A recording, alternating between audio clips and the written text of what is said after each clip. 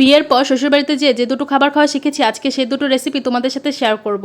একই সাথে থাকছে বর্ষাকালে কিভাবে পার্টেক্সের এই ফার্নিচারগুলো পরিষ্কার করবা এবং এই স্যাঁতস্যাঁতে ভাব দূর করবা তার ঘরোয়া উপায়। হ্যালো এভরিওয়ান, আসসালামু আলাইকুম। এশা সেশনসের ব্র্যান্ড নিউ ভিডিওতে তোমাদের সকলকে স্বাগতম। আশা করছি যে যেখান থেকেই দেখছো সুস্থ আছো, যে যেখান থেকেই দেখো না কেন সেটা কিন্তু কমেন্ট করে আমাকে জানিয়ে যেতে ভুলবে না।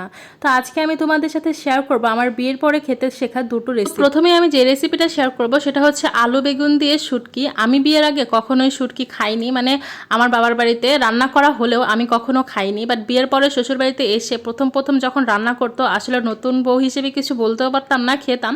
পরে খেতে খেতে না একটা সময় ভালো লেগে গেছে। এখন কিন্তু আমার প্রত্যেক সপ্তাহে একবার হলেও শুটকি দিয়ে এই আলু বেগুনের তরকারি খেতেই হয়। তো এর জন্য আমি লইট্টা শুটকিকে সেদ্ধ করে নিয়েছিলাম, কিন্তু যখন আলু পেঁয়াজ মশলা কষিয়েছি তখন আমি শুটকিটাকে ভাজতে ভুলে গেছি। তার জন্য আলাদা আমি ফ্রাই প্যানে শুটকিগুলোকে ভেজে নিয়েছি। এরপরে মশলার মধ্যে দিয়ে অনেক ভালো করে কষিয়ে নিয়েছি। কষিয়ে নিয়ে তারপরে আলু আর বেগুন দিয়ে দিয়েছি। দিয়ে এটাকেও না বেশ খানিকটা সময় কষিয়ে নেব ঢেকে। আসলে তুমি মাংস কোরমা বা শুটকির তরকারি যাই রান্না করো না কেন, সেটার স্বাদ কিন্তু পুরোপুরি ডিপেন্ড করে কষানোর উপরে। যত ভালো করে কষাবা স্বাদ কিন্তু তত ভালো হবে। তো শুটকির তরকারিটাকে আমি অন্য কড়াই দিয়ে এখানে আমি আরেকটা রেসিপি শেয়ার করবো, সেটা হচ্ছে ভেঙে শাক দিয়ে রান্না করা। এটাও আমি কখনো বিয়ের আগে খাইনি, বাট বিয়ের পরে এটা যেদিন প্রথম আমার শাশুড়ি রান্না করেছে আমি এটার প্রেমে পড়ে গেছি। এখন শাক থাকলে আমার তো মাছের মাথা বা মাছের লেজ দিয়ে সেটা ভেঙে রান্না করে খেতেই হবে। তার জন্য প্রথমেই আমি পেঁয়াজ মরিচ ভালো করে ভেজে নিয়েছি, আদা রসুন বাটা ভেজে তারপরে হচ্ছে সব মশলা দিয়ে এই মাছগুলো মাথা দিয়ে একটু পানি দিয়ে কষিয়ে নিয়েছি অনেক সময়। ওদিকে আমার শুটকির তরকারিও কষানো হয়ে গেছে, আমি অল্প একটু পানি দিয়ে দিয়েছি যেন আলুটা সেদ্ধ হয় তার জন্য। তো এদিকে পরে আমি যখন মাছটা সেদ্ধ হয়ে গেছে, মানে কষানো হয়ে গেছে, তখন আমি শাক দিয়ে সেটাকেও কষানোর জন্য রেখে দিলাম। তো এদিকে এগুলো কষাতে দিয়ে আমি তোমাদের সাথে আজকে শেয়ার করব কিভাবে এই বর্ষাকালে তোমরা তোমাদের ফার্নিচার টেক কেয়ার করবা। ফার্নিচার বলতে যে পার্টেক্সের যে ফার্নিচারগুলো আছে, আমাদের সবার বাসাতে কিন্তু একটা পড়ার টেবিল হলেও পার্টেক্সের থাকে, আর বর্ষাকালে এগুলো এরকম সেতসেতে হয়ে। তো এগুলো পরিষ্কার করার জন্য প্রথমে আমি একটা বাটিতে কিছু সরিষার তেল নিয়ে নিয়েছি।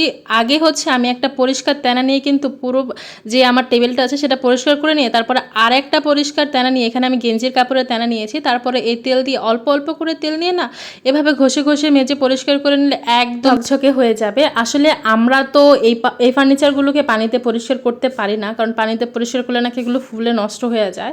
এজন্য আমি না যখন এই ফার্নিচারটা কিনেছি দোকানদারকে জিজ্ঞেস করেছিলাম যে এগুলো কীভাবে পরিষ্কার করব, তখন আমাকে বলে দিয়েছিল যে একটু সরিষার তেল বা একটু প্যারাশুট তেল দিয়ে একটা নেকড়ার সাহায্যে এভাবে পরিষ্কার করে নিলেই হবে। তো আমি এরপরে থেকে না এভাবে সবসময় এই ফার্নিচারগুলো পরিষ্কার করে নিই। এবার যেহেতু একটু ব্যস্ততায় সময় গিয়েছে তাই এগুলোকে এতদিন পরিষ্কার করা হয়নি। আজকে যখন সময় পেয়েছি এই তরকারি কষাতে দিয়ে এসে পরিষ্কার করে নিয়েছি।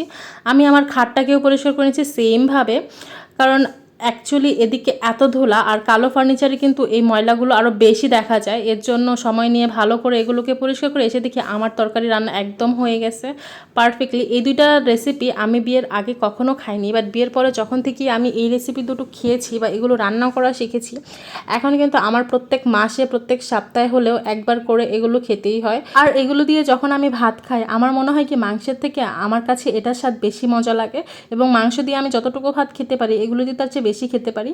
আসলে যার যেটা পছন্দ সেটাই। আশা করি আপনাদের আমার আজকের এই ছোট্ট ভিডিওটা ভালো লেগেছে।